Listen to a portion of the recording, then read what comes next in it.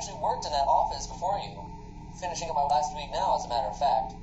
So I know it can be a bit overwhelming, but I'm here to tell you there's nothing to worry about. You'll do fine. So let's just focus on getting you through your first week. Let's see, there's an introductory greeting from the company I'm supposed to read. It's kind of a legal thing, you know.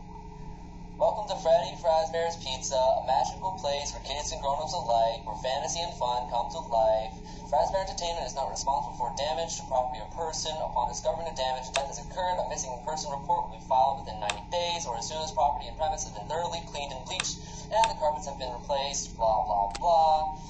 Now, that might sound bad, I know, but there's really nothing to worry about.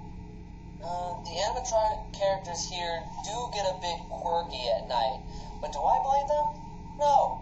If I were forced to sing those same stupid songs for 20 years and I never got a bath, I would probably be a little bit irritable at night too. So remember, these characters hold a special place in the hearts of children, and we need to show them a little respect, right? Okay.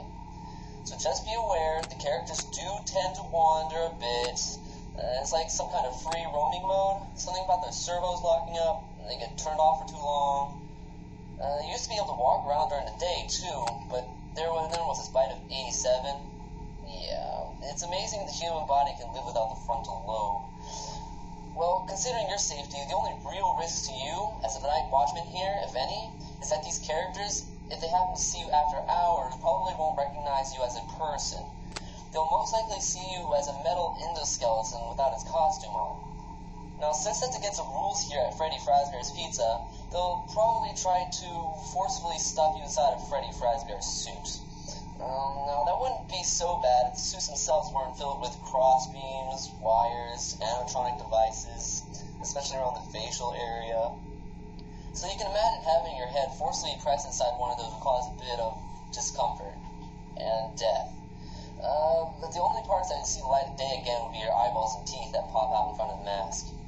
Yeah, they don't tell you these things when you first sign up. But hey, your first week should be a breeze. I'll chat with you tomorrow.